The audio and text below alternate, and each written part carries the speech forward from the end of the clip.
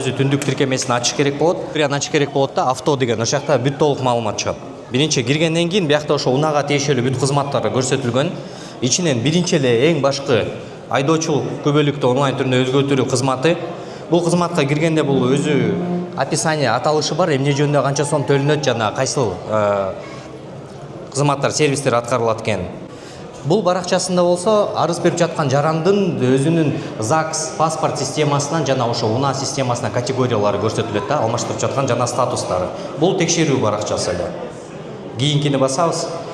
Биякта эгерде жаран кааласа номерин өзүн өзгөртө алса болот, эгерде башка номер алмашып кеткен болсо. Жана бул справочниктин ичинен болсо өзү айдоочулук күбөлүк 3 күндөн кийин даяр болгондон кийин кайсыл филиалдан алып кеткен ыңгайлуу болот, ошол филиалды тандаш керек. Биякта бардыгы көрсөтүлгөн. Мисал катары мына алалы.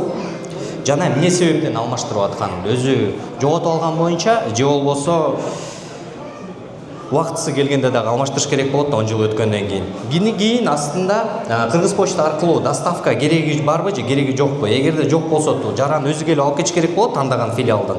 Эгерде керек болсо, анда биякта ошол кайсыл көчө жана почтовый индекси сөзсүз түрүндө толтуруш керек. Бул баракчасында болсо сүрөткө түшө турган шарттар көрсөтүлгөн.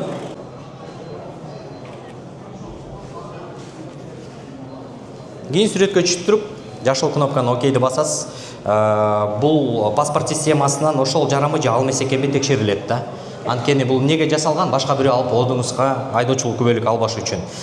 Кийин бул төлөм баракчасы астындагы канча сом төлөнүш керек экенин, мааниси жана кайсыл банктар аркылуу төлөсө болот. Бул оплатаны сиз төлөмдү өткөргөндөн кийин сизге уведомление чыгат, 3 күндүн ичинде каралып сизге аткарылып берилет деген.